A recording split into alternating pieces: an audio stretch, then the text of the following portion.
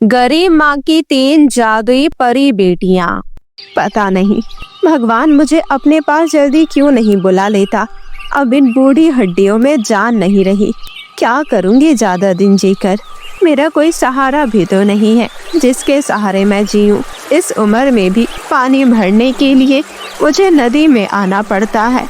मेरी तो किस्मत ही खराब है। ये कहते हुए शकुंतला मटके में पानी भर रही थी।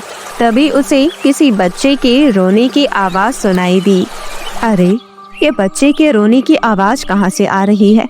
किसका बच्चा रो रहा है? मुझे तो यहाँ कोई दिखाई नहीं दे रहा। तभी शकुंतला को नदी में तैरते हुए बांस की 3 टोकरियां दिखाई दी, जिसे देख शकुंतला बोली, नदी में 3 बांस की टोकरियां तो बहती हुई मेरी तरफ ही आ रही है। आखिर इनमें क्या हो सकता है? वो तीनों टोकरियां अपने आप ही शकुंतला के करीब जा पहुंची। शकुंतला ने जब उन टोकरियों के अंदर झांक कर देखा तो उसके होश ही उड़ गए, क्योंकि उन तीनों टोकरियों में प्यारी सी बच्चियां थी। उन मासूमों को देख शकुंतला दुखी होते हुए बोली, पता नहीं कौन बदनसीब है जिसने इन मासूमों को इस तरह नदी में छोड़ दिया। लगता है उसके पास दिल नहीं है। देखो तो कितनी प्यारी बच्चियां हैं, बिल्कुल परी लग रही है। ओह, लगता है इन्हें भूख लगी है। देखो तो कैसे रोई जा रही है। अब मैं इन्हें दूध कहाँ से पिलाऊं? मेरे पास तो पैसे भी नहीं है और ना ही घर पर दूध है। मैंने आज तक किसी के आगे हाथ नहीं फैलाया। चलो, आज तुम तीनों बेटियों के लिए हाथ फैला ही लेती हूँ। इतना कहकर बेचारी शकुंतला उन तीनों को अपने घर ले आई। उसके बाद शकुंतला ने पड़ोसन विमला का दरवाजा खटखटाया। विमला, अरे ओ विमला, थोड़ा दूध चाहिए था। मेरी बेटियों को भूख लगी है। शकुंतला काकी, तुम्हारी बेटियां, पर तुम्हारा तो इस दुनिया में कोई नहीं है। फिर ये 3 बेटियां अचानक कहाँ से टपक गई, वो भी इस उम्र में? तुमने ठीक कहा, मेरा तो इस दुनिया में कोई नहीं है, पर मेरी किस्मत तो देखो। जब मैं आज नदी में पानी भरने गई तो मुझे ये तीनों नदी में बहती हुए मिली। पता नहीं किसने इन्हें टोकरियों में रखकर नदी में छोड़ दिया। वैसे विमला, तुम्हारी तो कोई बेटी नहीं है। अगर तुम चाहो तो इन तीनों में से एक बेटी पाल सकती हो, बहुत पुण्य मिलेगा। अरे नहीं नहीं शकुंतला काकी, अच्छा ही है कि मेरी कोई बेटी नहीं है। मेरे तो 2 बेटे हैं। मैं बेवकूफ थोड़ी ना हूँ कि आपसे एक बेटी लेकर उसे खिलाऊं पिलाऊं, बड़ा करूं, उसका सारा खर्चा उठाऊं और शादी करते समय ढेर सारा दान दहेज दूं। मैं तो बर्बाद ही हो जाऊंगी। मैं तो आपको भी यही कहती हूँ कि लड़कियों का बोझ उठाने की आपको कोई जरूरत नहीं है। जहाँ से लेकर आई थी वहीं छोड़ आइए। अरे, तुम्हें इनका पालन पोषण नहीं करना तो मत करो, लेकिन ऐसा मत बोलो। बेटियां तो लक्ष्मी होती है और वो किस्मत वाला होता है जिसके घर में बेटियां होती है। मैं इन मासूमों को कहीं छोड़कर नहीं आने वाली। जब तक मेरी सांस बाकी है तब तक मैं इनका ख्याल रखूंगी। आप इन तीनों लड़कियों का पालन पोषण करेंगी? आप अपनी तो उम्र देखो, और वैसे भी अपना गुजारा तो बड़ी मुश्किल से कर पाती है। इन 3 अनाथ लड़कियों के लिए खाना कहाँ से लाएंगी? शकुंतला विमला से कुछ नहीं कहती और चुपचाप अपनी बेटियों को लेकर वापस झोपड़ी में आ गई। तीनों बच्चियां भूख से रोई जा रही थी। ये देख शकुंतला बोली, अब मैं तुम्हारे लिए दूध कहाँ से लेकर आऊँ? मुझे नहीं लगता यहाँ कोई मुझे दूध देने वाला है। देखो तो ये तीनों कितनी ज्यादा रो रही है। मेरी बूढ़ी हड्डियों में इतनी ताकत नहीं कि मैं कहीं काम कर सकूं। अपना ही पेट मैं इतनी मुश्किल से भर पाती थी। हे माता रानी, जब आपने मेरी झोली में 3 बेटियां डाली हैं, तो इनका पेट भरने के लिए कुछ बंदोबस्त कर दो। मुझे कुछ भी नहीं समझ आ रहा कि मैं क्या करूं। मुझसे इनका रोना देखा नहीं जा रहा। ये कहते हुए शकुंतला की आंखों में आंसू आ गए। तभी उसकी झोपड़ी में एक सोने का सिक्का गिरा। ये देख शकुंतला खुश होते हुए बोली, लगता है मेरे घर में ये तीनों लक्ष्मी का रूप बनकर आई हैं। सोने का सिक्का, वो भी मेरी झोपड़ी में। हे माता रानी, आपको बहुत बहुत धन्यवाद। शकुंतला सोने के सिक्कों को ले जाकर सुनार की दुकान में बेच आई और बदले में उसे जो पैसे मिले वो 3 मासूमों के लिए दूध और खाने पीने का सामान ले आई। अब हर रोज शकुंतला को झोपड़ी में एक सोने का सिक्का मिलने लगा। खाने पीने की समस्या सब दूर हो गई। धीरे धीरे समय का पहिया बढ़ता गया। शकुंतला तीनों बेटियों का बड़े अच्छे से ख्याल रखती थी।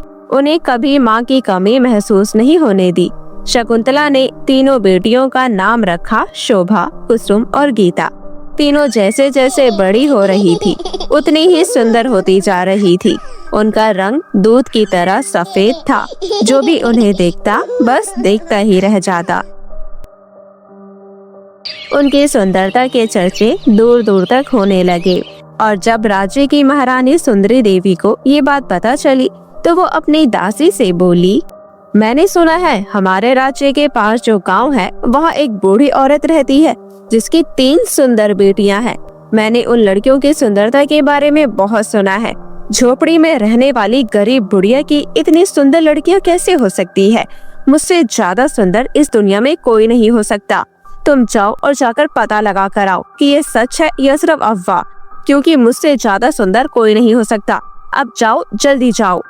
महारानी की दासी कुछ सैनिकों को लेकर तुरंत उस गांव में पहुंची जहां वो तीनों लड़कियां रहती थी। जब उस दासी ने उन तीनों को देखा तो उसकी आंखें भी उन तीनों का रूप देखकर दंग रह गई।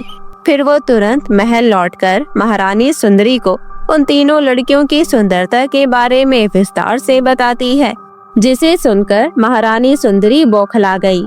नहीं, ऐसा नहीं हो सकता, मुझसे ज्यादा सुंदर, मुझे जल्द ही कुछ करना होगा।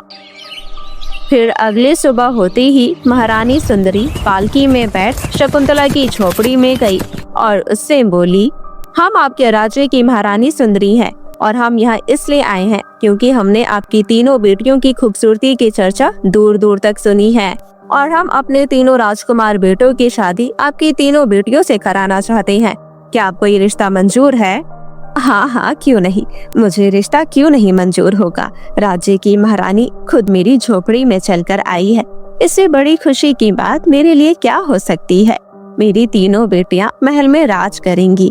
मेरी बेटियों की किस्मत कितनी अच्छी है।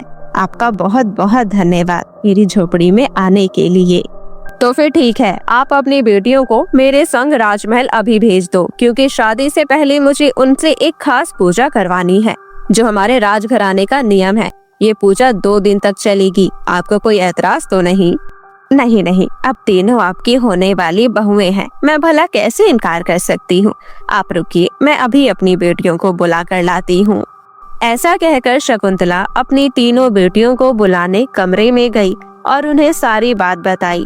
पहले तो तीनों ने जाने से इनकार कर दिया, लेकिन तीनों बहनें शकुंतला से बहुत प्यार करती थी, इसलिए उनकी खुशी के लिए वो राजमहल जाने के लिए तैयार हो गई।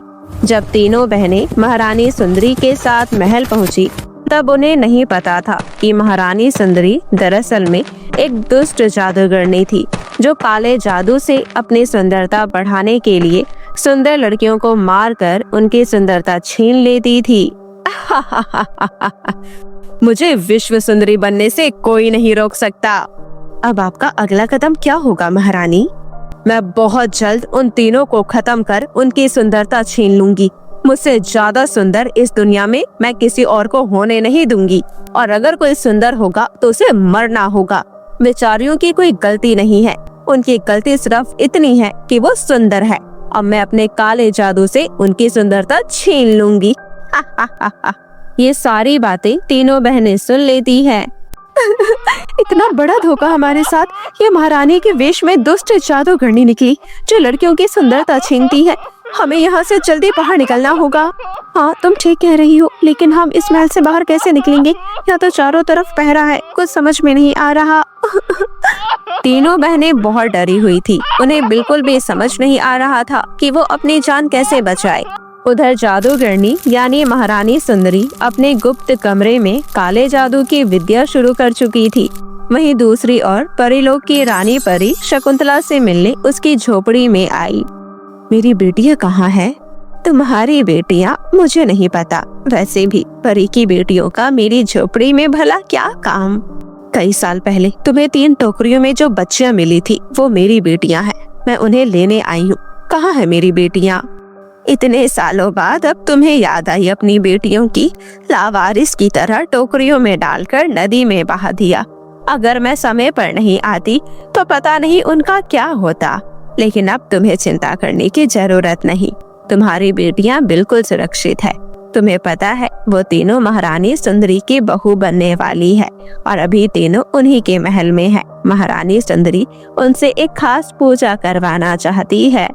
नहीं नहीं, ऐसा नहीं हो सकता, कह दो ये झूठ है। मेरी बेटियां उस जादूगरनी सुंदरी के महल में नहीं।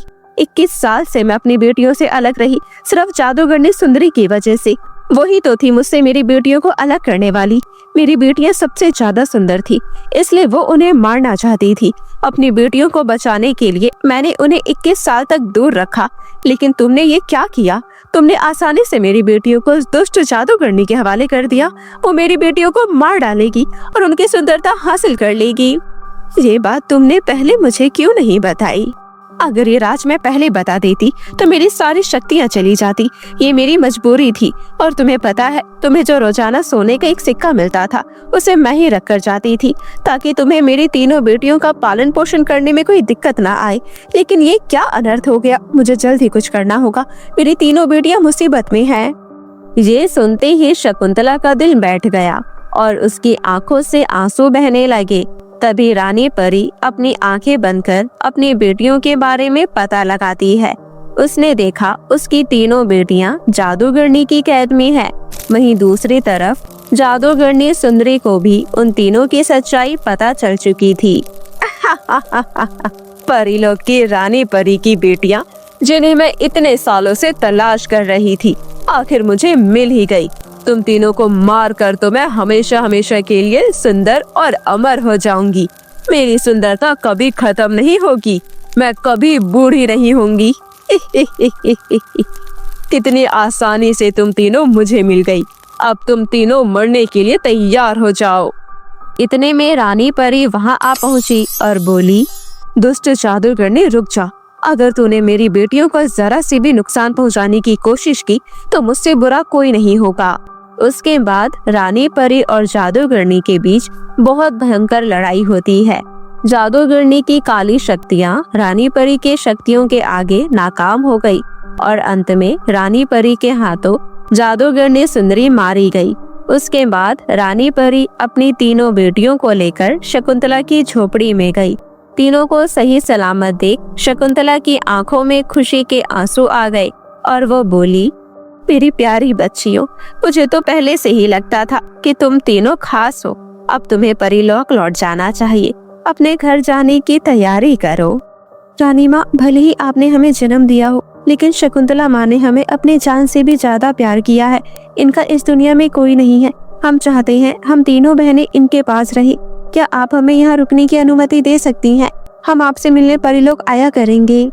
हाँ हाँ मेरी प्यारी राजकुमारियों, तुम यहाँ इनके साथ रह सकती हो। मैं तुमसे मिलने आया करूँगी और जब तुम्हारा दिल करे तुम परीलोक आ जाना। इतना कहकर रानी परी अपनी तीनों बेटियों को शकुंतला के पास छोड़कर और उसकी छोटी सी झोपड़ी को महल बनाकर सारे सोने के सिक्के देकर परीलोक लौट गई। वहीं शकुंतला अपनी तीनों परी बेटियों के साथ हंसी खुशी जीवन बिताने लगी।